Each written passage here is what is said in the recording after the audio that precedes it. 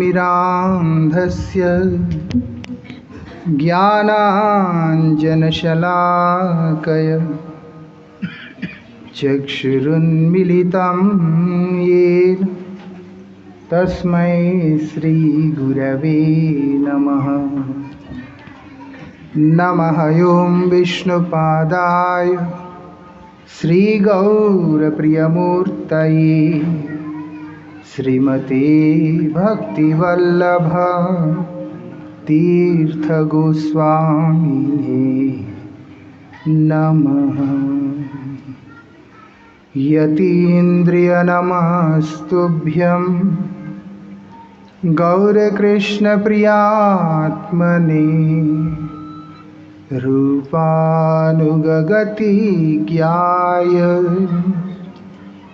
गुरुदेवाय ते नमः।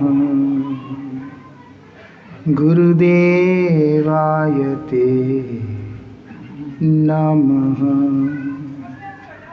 पतितपावन परम करुणामयी परमाराध्यतम श्रील गुरुदेव नित्यलीला प्रविष्टों विष्णुपाद परमहंस परिव्राजकाचार्य अष्टोत्तर शतश्री श्रीमद् श्रील भक्तिवल्लभ तीर्थ गोस्वामी महाराज जी के अभय चरण असंख्य कोटि साष्टांग दंडवत प्रणाम करते हुए उनकी अहेतु की कृपा प्रार्थना करता हूँ। परमाराध्य श्रील गुरुपाद पद्म की महती कृपा,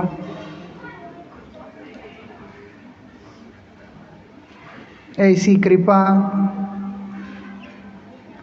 शास्त्रों में सुना था कि ईश्वर अपने इच्छा से चलते हैं, ना कि किसी के अंदर बल होता है ईश्वर को चलाने का। सुन ही रहे थे, लेकिन श्री गुरुदेव की ऐसी कृपा कि ईश्वर को चलते हुए भी देखने का सौभाग्य हमको प्राप्त हुआ। अक्सर सुनते साधु परिव्राजक होते हैं, लेकिन हमारे प्रभु हमारे नित्य स्वामी श्री श्री राधा गोकुलानंद देव भी परिव्राजक बनकर भारत को कृपा किया, ये हमको देखने को भी मिला। ऐसा शास्त्र की बात एक तरफ रखते हैं, अगर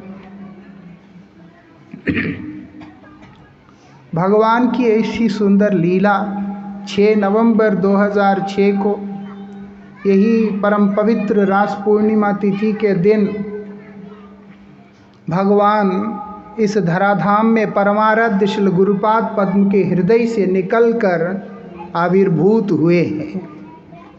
भगवान हम क्या करते हैं, मूर्ति लाके रखते हैं। भगवान के जो प्रिय भक्त होते हैं उनके हृदय के अंदर भगवान नित्य वास करते हैं। तुम्हार हृदय सदा गोविंद विश्राम, शुद्ध भक्तों के हृदय में भगवान वास कर रहे होते हैं, क्योंकि भक्त का हृदय ही भगवान के लिए विश्राम स्थली है। जब वही भक्त भगवान के प्रति अगाध प्रेम युक्त होकर वो प्रेम जब विरह बनकर प्रवाहित होने लगता है, तब भगवान जो हृदय में बैठा हुआ स्वरूप है वही विग्रह रूप धारण करके सम्मुख में आ जाता है। वही श्री विग्रह रूप में अवतीर्ण हो जाता है। ऐसे श्री गुरुदेव अर्ध समाधिस्थ अवस्था में,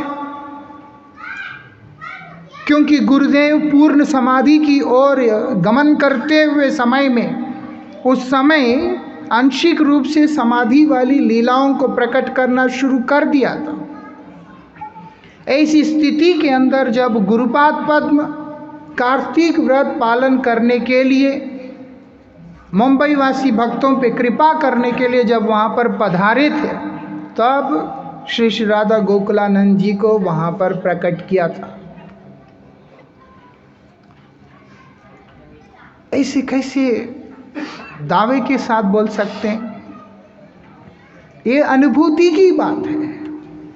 जब एक तो सर्वप्रथम तो जैसे कुछ वाम्य भाव के भी भक्त होते हैं, इसीलिए किसी ने कहा कि यहाँ पर मठ नहीं है, इसलिए विग्रह स्थापना नहीं करना है। कहाँ रखेंगे विग्रह को? ठाकुर जी को कहाँ रखेंगे? और सेवा कौन करेगा? ऐसे बहुत सारी बातें आए। फिर भी गुरुपाद पद्म ने विग्रह स्थापना करने का जब संकल्प कर ही लिया था, और मैं तब देख रहा था जो लोग ऋत्विज बनकर विग्रह स्थापना के अनुष्ठान में लगे हुए, वो लोग थोड़ा अनमाने मन से ही वो कृत्य को कर रहे थे। याद है वो जो जैसे कमल बनाते हैं, उसमें घड़े रखते हैं, जल रखते हैं, सोने रखते हैं, मोती रखते हैं, सब कुछ रखते हैं। आदिवास कृत्य जो होता है, देखा कभी ये घड़ा फट गया, कभी कुछ हो गया, कभी बोलते ले, ऐसे करके काम कर रहे थे। थोड़ा थोड़ा, इतना मन नहीं था। अब गुरुजी ने आदेश किया तो करना ही है। गुरुराज्ञा अविचारणीय, वहाँ पर कोई विचार करने का बात ही नहीं है। तो मन में एक प्रश्न चिन्ह रह गया कि वास्तविकता में अनुष्ठान सफल हुआ कि नहीं। मैं देख रहा था वहाँ पर बैठ के, और इतना अद्भुत आश्चर्य है। जैसे विग्रह स्थापना हुआ, बिजली चला गया, अंधेरा हो गया, याद है? और ऊपर से इतने लोग घर में घुस गए तो और अंधेरा हो गया वहाँ पे। ठाकुर जी का आरती हुआ, सब हुआ। मन में कई सारी शंकाएं चल रहे हैं। पहला पुजारी भगवान की कृपा से मैं ही था, क्योंकि हमारे उधर कोई और था ही नहीं। आदिकेशव प्रभु हमारे 1-2 महीने बाद आए थे वहाँ पर, तो पहला तो मैं ही था। प्रतिष्ठा तो हो गया, सब आ गए जहाँ पर रुकना था। अब शाम को मंदिर कौन खोलेगा? दोपहर तो प्रतिष्ठा होके शयन दे दिया भगवान को, शाम को तो मंदिर खोलना है। तो फिर मैं ही रहा, मंदिर खोला, ठाकुर जी का सब किया। एक शंका लेकर के ही चल रहा है सब कुछ, एक डाउट के साथ में कि प्रतिष्ठा हुआ कि नहीं हुआ। आश्चर्य की बात है, एक दिन प्रातः काल के अंदर मंगलारती के बाद वो गर्भगृह का मार्जन करते हुए, हम थोड़ा शरीर से सुस्त व्यक्ति है, आलसी, तो थोड़ा करने के बाद ऐसा लगता कमर दर्द हो गया। झाड़ू पकड़ के मैं ऐसे करके देखा था विग्रह को। मैं आश्चर्यचकित हो गया देखकर, मानो मुझे इस प्रकार से अनुभव हुआ श्री गोकुलानंद देव मुझे देखकर पलक झपक रहे हैं। इस तरह की एक, मैं इसको सिद्धि नहीं कहता, हो सकता मेरा भ्रम ही हो, लेकिन उस दिन इस दृश्य को देखने का सौभाग्य मुझको प्राप्त हुआ था मुंबई के अंदर, कि तुम जो है शंका मत करो, हम प्रकट हुआ है। गुरुदेव ने हमको यहाँ पर तुम लोगों का मंगल करने के लिए यहाँ पर हमको प्रादुर्भूत किया। इस चीज को उस दिन अनुभव करने का मौका मिला।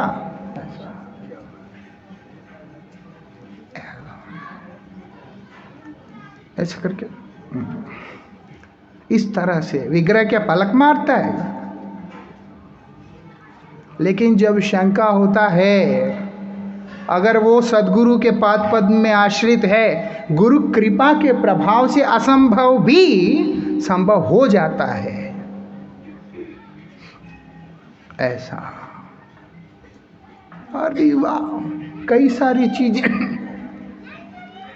आप देखेंगे। तीर्थाश्रम में कहीं पे भी सेवा पात्र नहीं है डोनेशन बॉक्स, क्योंकि मालूम है यहाँ पर कि भगवान यहाँ पे रहने वाला व्यक्ति को कभी भूखा नहीं रखते हैं। कारण क्या है? उनके सेवक है। भगवान हैं तो उनकी सेवा करने वाले सेवक भी होंगे ही होंगे। एक दिन आटा शेष हो गया था, हम सोच रहे लेके आना है, आटा तो खत्म हो गया, कौन किसको भेजेंगे लाने, क्या करना है। हम ही एक दो लोग थे। हैरानगी की बात है, अपने आप एक आदमी आके 10-20 किलो बोरी आटा का लाके ठाकुर जी के आगे रख के प्रणाम करके चला गया। ऐसा लोग इसको चमत्कार समझते हैं, हम भगवान का कृपा समझते हैं, यही अंतर है। हम इसको चमत्कार नहीं देखते, ये तो भगवान की कृपा है। अपने भृत्यों को आश्वस्त कर रहे हैं कि चिंता मत करो, मैं सदा तुम्हारी हर आवश्यकता को पूर्ति करने के लिए हूं। ऐसा ठाकुर जी जब यहाँ से पंजाब यात्रा किए थे, बड़ा अद्भुत था ठाकुर जी के साथ यात्रा। अक्सर खुद चलते हैं इधर उधर, लेकिन एक प्रतिष्ठित ब्रह्म के साथ में यात्रा करना, श्री विग्रह के साथ में यात्रा करना, वो साधारण बात नहीं है, बहुत बड़ा सौभाग्य है जो हम लोगों ने जीवन में कभी कल्पना ही नहीं किया। ऐसा हमको लगता था हमारे साथ ठाकुर जी जा रहे हैं, लेकिन हमारे गुरुपाद पद्म, अभिन्न गुरुपाद पद्म श्रील भक्ति विज्ञान भारती गोसाई महाराज बोलते ठाकुर जी तुमको लेके जा रहे हैं। और जो ठाकुर जी हमें लेकर के जा रहे हैं वो यात्रा इतना मनोरम है, वो कभी भी जीवन में उसको भूल नहीं सकते। मैं तो श्रील भारती गोसाई महाराज जी के साथ किया हुआ यात्रा, गुरु जी के साथ एक ही बार यात्रा करने का मौका मिला था, गुवाहाटी से ग्वालपाड़ा, इसी को नहीं भूल पाते। और वहाँ तो ठाकुर जी हैं, किस प्रकार से पालकी में ठाकुर जी को उठा करके लेके आ रहे। मन में बहुत पीड़ा भी है, कारण क्या है? मुंबई में आसक्ति, वो हमारा दौर्भाग्य है। मुंबई छोड़ने का दिल नहीं, लेकिन परिस्थिति का प्रभाव है कि हमको वहां से जाना है। अब टूटे हुए मन से ठाकुर जी को लेकर मैं और आदिकेशव प्रभु हम दो ही थे, क्योंकि महाराज जी पंजाब पहले ही आ चुके थे, व्यवस्था करने के लिए चक्कला में था, महाराज जी पहले आ चुके थे, हम दो ही लोग थे वहाँ पर सब देखने के लिए, मेन बाकी सारे गुरु भाई थे असिस्ट करने के लिए। अब ठाकुर जी को लेके ट्रेन में चढ़ाकर ठाकुर जी के लिए नाश्ता भी बना के लेके गए, दोपहर का भोग भी बना के लेके गए, रात का भी बना के लेके गए। हम लोग 2 टायर में थे और उसके बाद कुछ भक्त और बोगियों में भी थे। ये हमारे प्राण गोविंद प्रभु, जानवा माता जी, ये सब गए हुए हैं हम साथ में, विश्वम्बर सबके सब गए हुए थे, 10-12 लोग। किस प्रकार से ट्रेन में ठाकुर जी का अर्चन हो रहा है, ऐसा नहीं कि ट्रेन है तो नहीं हो रहा, वहाँ भी 3 टाइम आरती चल रहा है। और ये हमारे चांवर मोरफंग सब है, शंख बज रहे हैं, सब कुछ हो रहा है वहाँ पे। धरती पे एक स्थान में भगवान का सेवा पूजा होते हुए देखा, लेकिन भगवान ने ऐसी चीजें हमारे जीवन का हिस्सा बनाया, ऐसी स्मृतियां जिसकी हमें कल्पना भी नहीं थी। ठाकुर जी यहाँ 4 सितंबर 2008 को यहाँ पर पधारे। उसके बाद से हमको याद नहीं कि हमने ठाकुर जी को आलिंगन भी किया, लेकिन जब ट्रेन में ठाकुर जी यात्रा कर रहे थे और गाड़ी में जब यात्रा कर रहे थे, वो विग्रह को हम पास में रख के ऐसे आलिंगन करके यात्रा कर रहे थे। कितना बड़ा सौभाग्य है ये। प्रतिष्ठित विग्रह, ये घर के विग्रह नहीं है कि लोगों ने पुचकारो, ये करो, ये सब वो वाला नहीं है। ये प्रतिष्ठित विग्रह है, परमाचार्य श्री गुरुपाद पद्म के द्वारा एक सर्वश्रेष्ठ गौड़ी आचार्य के द्वारा प्रतिष्ठित श्री विग्रह के साथ उनके जो अनगत जो जन होते हैं कभी भी खेल कूदने वाले काम नहीं करते, ना कर सकते, उसकी अनुमति भी नहीं है। विग्रह को विग्रह ही देखना होता है, प्रभु ही देखना होता है। लेकिन इतना बड़ा सौभाग्य हमको उन्होंने प्रदान किया, एक आसन पे बिठाकर, उनको एक आसन पे बिठाकर जहां हम बैठे बगल में विग्रह को रखा। ठंड लग रही है ठाकुर जी को क्योंकि एसी तेज था, तो शॉल वगैरह लपेट के उनको ऐसे पकड़ करके हम लोग जलंधर क्या फगवाड़ा से लेके बैठे हुए थे, जलंधर उतरना है बोल के। ऐसा वो सारे, वो स्पर्श, वो स्मृति, वो सेवा का ही महिमा है। आज ठाकुर जी यहाँ हैं और उसके बाद हम लोग ऐसे हैं, उनका कृपा है। विग्रह कृपा करता है, नाम प्रभु कृपा करते, नाम प्रभु कृपा करते हैं और विग्रह का सेवा प्रदान करते। जैसे माधवेंद्रपुरी पाद को गोवर्धनधारी गोपाल का सेवा प्राप्त हुआ था। वृद्ध व्यक्ति हैं, वृद्ध व्यक्ति हैं, लेकिन बोलते तुम्हारा ही इंतजार है। और उसके बाद उन्होंने उनके ऊपर कृपा किया, ऐसी कृपा किया, उनको बोलते मेरे लिए चंदन लेके आओ। भगवान इच्छा करके अपने भृत्यों के माध्यम से सारी सेवाओं को कराते, इससे उससे नहीं। और उनका भ्रमण करने का इच्छा है।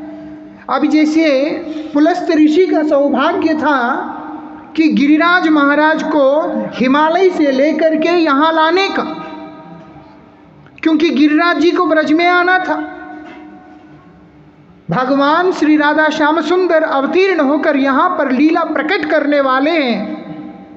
उनकी लीला को पुष्ट करने के लिए गिरिराज को यहाँ पर पधारना ही था, लेकिन गिरिराज को हिमालय से यहाँ पर लाके स्थापित करने का सौभाग्य पुलस्त ऋषि को प्राप्त हुआ था। ऐसा परमाराध्य श्री गुरुदेव ने भी कहा कि भगवान अपने स्थान में आ गए हैं। कई वैष्णवों ने कहा ही है, गुरुदेव ने भी इस बात की प्रसन्नता व्यक्त किया कि राधा गोकुलानंद जी जो है गोवर्धन जी में विराजमान है, क्योंकि प्रकट किया तो मुंबई में। और क्योंकि गुरुदेव मूर्ति नहीं देखते, प्रतिमा नहीं, तुम्हें साक्षात व्रजेंद्र नंदन गुरुदेव ने प्रकट किया, मतलब है कि स्वयं कृष्ण वहां पर विद्यमान है। उनके प्रभु जिनको उन्होंने वहां प्रकट किया, जब वो चलकर गोवर्धन जी में पधारे तो गुरुदेव को अतिशय प्रसन्नता हुआ।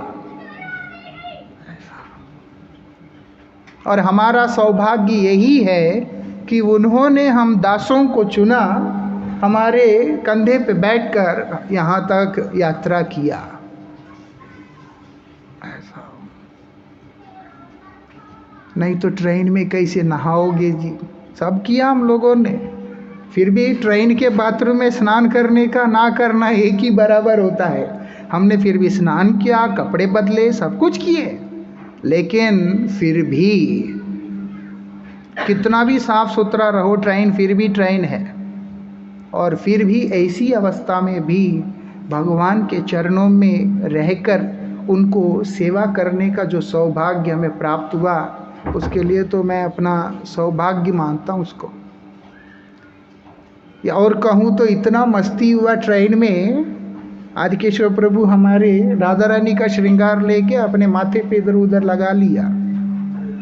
खूब हम लोग मतलब खेलते हुए आए ट्रेन में ठाकुर जी के साथ में। ऐसा उनका इच्छा होता है जहाँ भी जाना है। पंजाब गए, जबकि हम लोग पंजाब जाने के उतना उसमें नहीं थे, और विशेष करके जहाँ ठाकुर जी गए चक्कला, मैं तो सपने में ना जाऊँ वहाँ। तो आप सोचो मुंबई जैसे जगह पे रहने के बाद चक्कला मतलब है कि पूरा अपोजिट है, बात करने वाला नहीं, कोई नहीं, कुछ नहीं। लेकिन ठाकुर जी ने वहाँ पे जाना ही था और गए। 21 अगस्त 2007 को निकलकर 4 सितंबर 2008 तक ठाकुर जी वहीं पे रहे, सोच लो। और 4 सितंबर को ठाकुर जी गोवर्धन में पधारे थे। तब ये कमरा बना नहीं था, ये मंदिर वाला, पीछे झोंपड़ी था, एक टेम्परेरी झोंपड़ी बनाया था, बड़ा सुंदर सा बना था, वो गाय का गोबर लेप करके। आपने दर्शन किया ना? हाँ, ये इस कमरे से ज़्यादा सुंदर वही था, है ना? बड़ा सुंदर था, खुला खुला था, और ये थोड़ा ईंट पत्थर पड़े हुए थे यहाँ पर, और वो झोंपड़ी था, उसके अंदर ठाकुर जी सबसे पहले आके वास किया।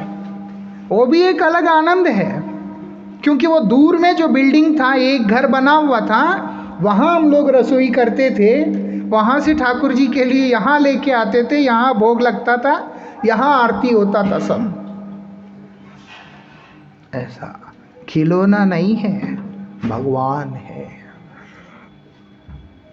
उन्होंने अपनी इच्छा से स्थान बना नहीं है, बड़ा मुश्किल हुआ। ये बनने के बाद ये पूरा कीचड़ होता था, वहाँ से नीचे था, बहुत खुदाई था चारों तरफ, बहुत मुश्किल था। लेकिन फिर भी यहीं पर रह के सारा कुछ भगवान ने किया।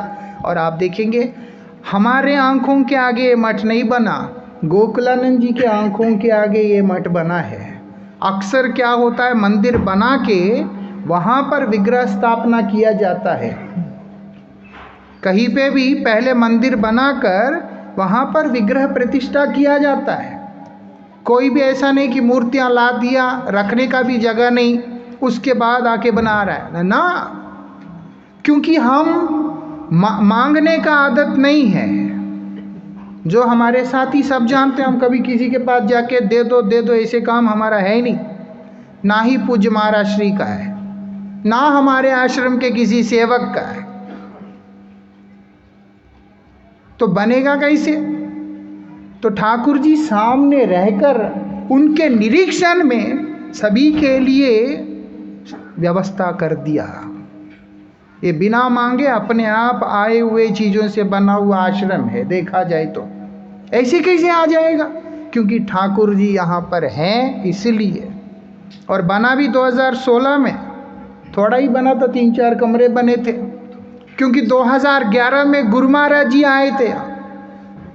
गुरु जी आए, बड़े प्रसन्नता के साथ इसी कमरे में रहे, और यहाँ गुरु जी का रोज 5 दिन थे, आरती होता था। ठाकुर जी जाते हुए मंदिर में जाके ठाकुर जी से मिलकर गुरु जी उनके चरणों में पुष्प आदि अर्पण करके हमें आशीर्वाद दे करके गए। उसके बाद आश्रम का ये वैभव प्रकट हुआ है। उससे पहले इधर मार्बल टाइल फाइल कुछ भी नहीं था। कहने का मतलब भगवान की इच्छा से ही सब कुछ होता है। और राधा गोकुलानंद जी ने जो कुछ भी किया अपनी इच्छा से किया। सेवकों का यही फायदा हुआ है कि उनके लिए स्मृतियों को छोड़ दिया कि जा, जीवन भर याद रखोगे तुम, जाओ। ऐसा वो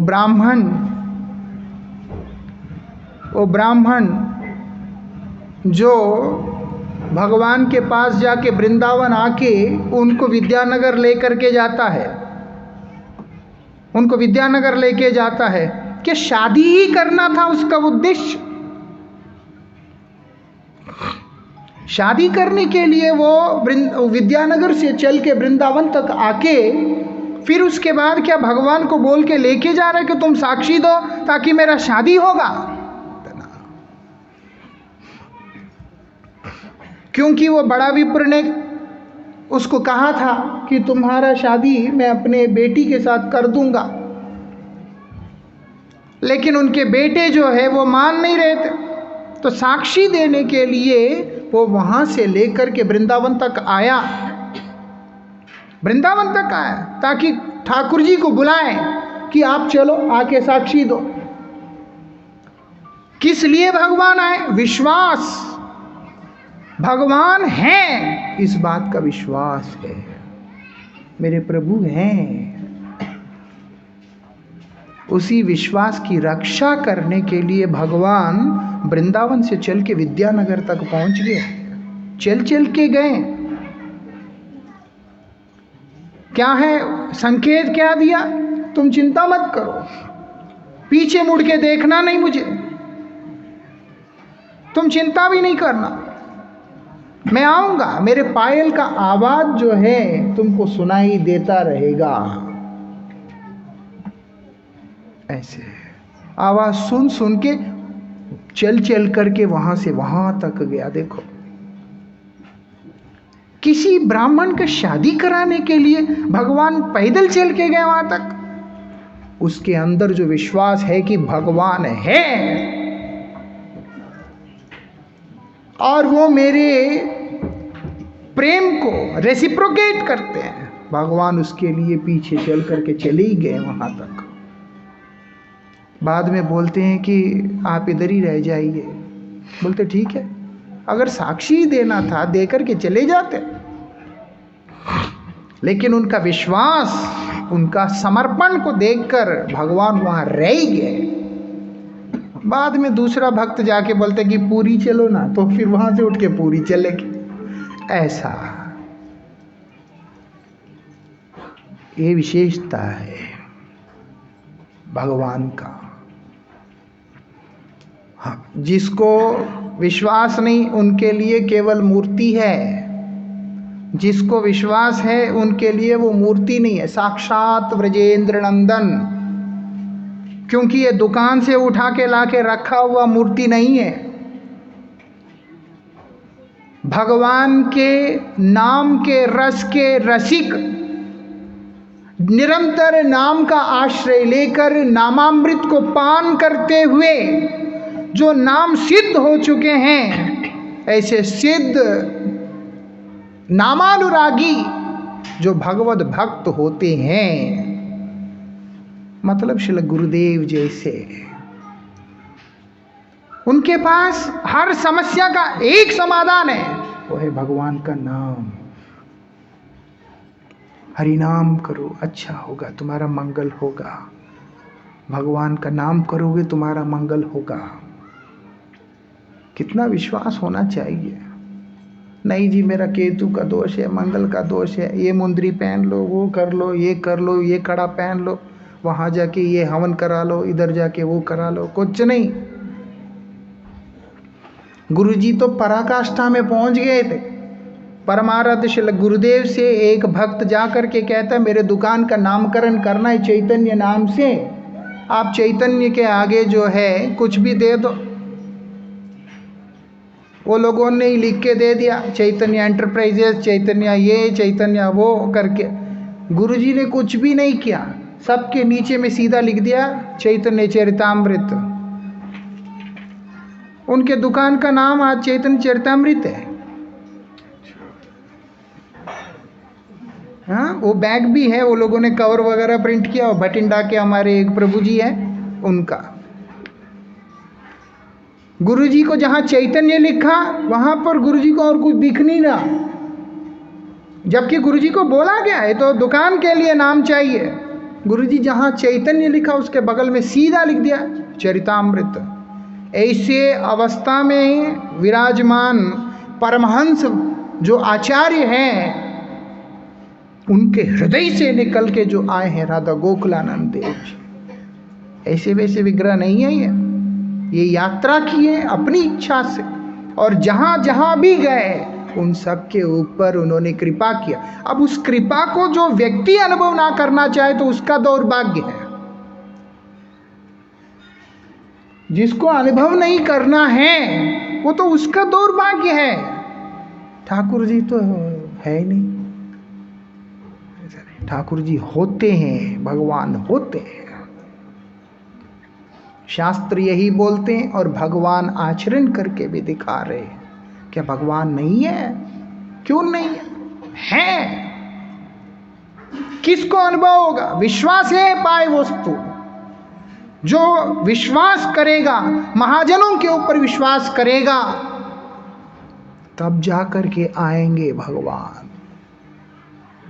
शुद्ध भक्तों के ऊपर जो विश्वास करके भगवान के चरणों में प्रपन्न होगा, तब आएंगे भगवान कृपा करने के लिए। वैष्णवों के अनुगत में रहकर जो भगवान का दर्शन करेगा, लोगों को लगता है दूर खड़े रहने से, पीछे खड़े रहने से ठाकुर जी का क्या दर्शन होगा करके। वास्तविकता में जितना पीछे खड़ा हुआ व्यक्ति है उतना ही उसके ऊपर भगवान का अधिक कृपा दृष्टिपात होता है। क्यों? क्योंकि भक्तों के पीछे खड़ा है, भक्तों के पीछे खड़ा है। जब आप भक्त के पीछे खड़े हो, गुरुदेव के पीछे खड़े हो, तो भगवान आपके ऊपर कृपा करने के लिए बाध्य हो जाते हैं। आपके लिए ना सही, लेकिन अपने भक्त जो आगे खड़े हुए हैं, भगवान उनको कैसे उपेक्षा कर सकते? नहीं कर सकते। और उसके पीछे जो भी व्यक्ति है उन सब के ऊपर कृपा हो जाता है। श्रील गुरुदेव के ऊपर कृपा करके, गुरुदेव के परम प्रिय ठाकुर गुरुदेव के लिए प्रकट हुए हैं, लेकिन गुरुजी के पीछे खड़े रहने के कारण हमको ये सौभाग्य प्राप्त हो गया। उनका सेवा और उनका संग, उनका सानिध्य, उनका स्पर्श, उनका दर्शन, सब कुछ हमको प्राप्त हुआ है। ऐसा बड़ी विशेषता है राधा गोकुलानंद जी का। जो हो, आज ठाकुर जी का प्रकट तिथि है, रास पूर्णिमा के दिन प्रकट हुए हैं। गोकुल को आनंद देने वाले वो नित्य गोलोक ही इस भौम जगत में गोकुल बन के प्रकट हुआ है।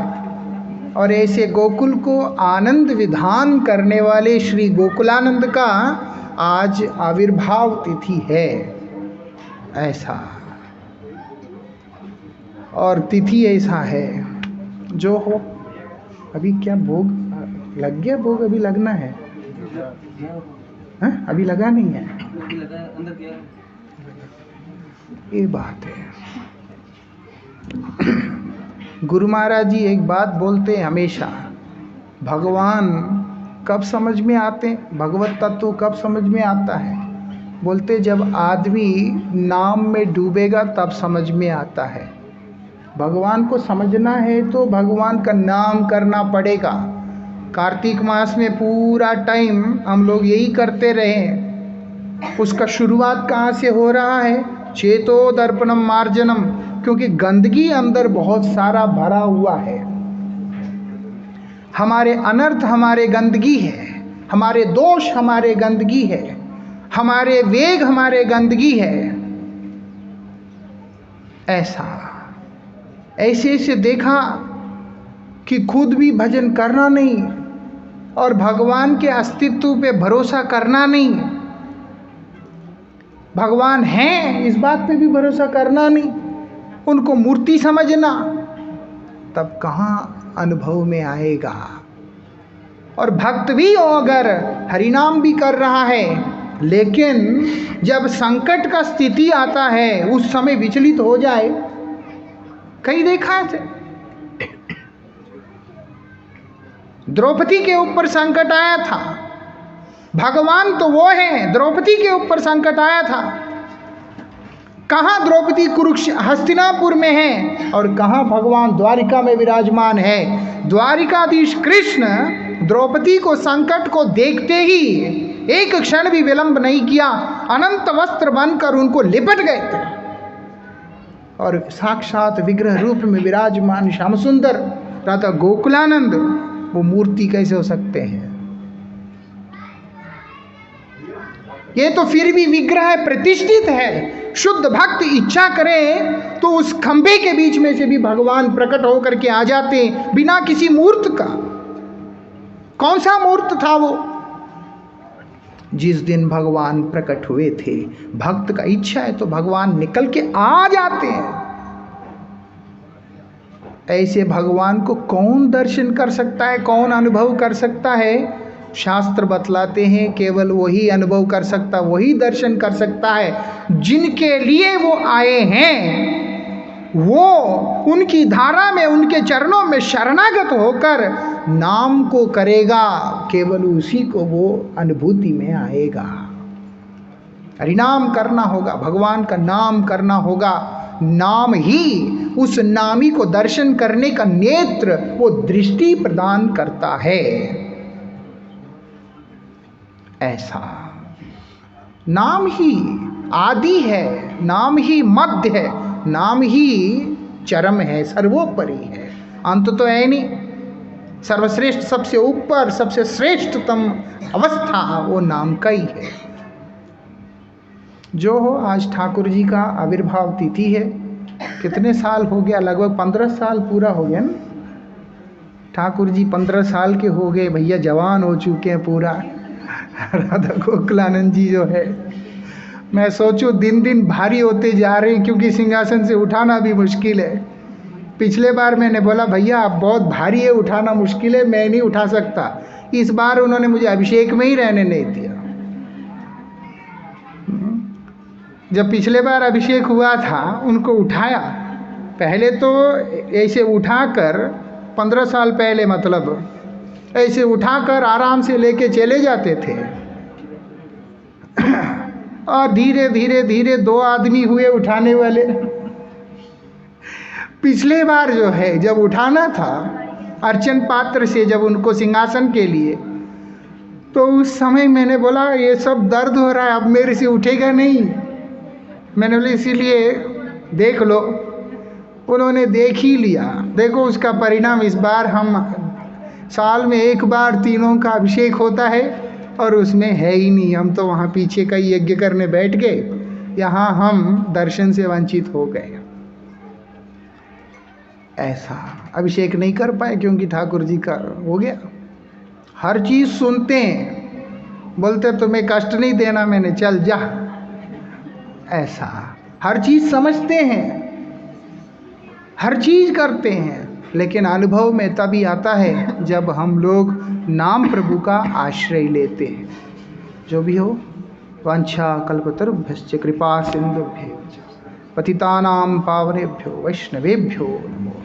एक चीज़ याद रखना, भगवान गीता जी में बताया, क्या बोलते हैं, एक ही उद्देश्य से भगवान आते हैं। वो क्या है? भक्तों का परित्राण। भक्तों का परित्राण करने के लिए आते हैं। प्रचार के लिए मूर्ति स्थापना नहीं करते हैं शुद्ध भक्त। भक्तों के हृदय से भगवान अपने आप निकल के आ जाते हैं। कब? जब स्वयं भक्त इच्छा करते हैं विरह से। इसलिए बोल दिया परित्राणाय साधूनाम। साधुओं का परित्राण क्या है? वो तो धर्मार्थ काम मोक्ष के आकांक्षी तो होते ही नहीं है, वो तो केवल भगवत प्रेम के आकांक्षी है। प्रेम जब प्रगाढ़ अवस्था में आकर जब प्रवाहित होने लगता है, उस समय उनकी विरह वेदना को शांत करने के लिए वहां पर भगवान प्रकट होते हैं। होकर मद्भक्त विनोदार्थम, वो प्रकट होकर भक्तों को आनंद देने के लिए तरह तरह की क्रियाओं को करते। क्यों? भक्त उनके विरह के कारण उत्पीड़ित है, दुखी है, इसीलिए उसका दुख निवारण करते हैं। वो विरह हमारे हृदय में आए, उसके लिए एक ही प्रार्थना करना चाहिए। क्या है वो? ममुत्तम श्लोक जनेषु साख्याम संसार चक्रे भ्रमतस्व कर्म भी। मैं किसी भी अवस्था में हूँ, कहीं पे भी हूँ, ऐसे शुद्ध भक्त, ऐसे प्रणय भक्तों का पावन सानिध्य हे नाथ आप कृपा करके मुझे प्रदान कर दीजिएगा बस। क्योंकि उन्हीं का सानिध्य में आपका अस्तित्व को मैं अनुभव कर पाऊंगा, अन्यथा आपके रहते हुए भी मैं जीवन बीत जाए आपको कभी भी अनुभव नहीं कर सकूंगा। हरे कृष्ण। अभी संकीर्तन, उसके बाद ठाकुर जी का आरती इत्यादि। करो भैया कीर्तन।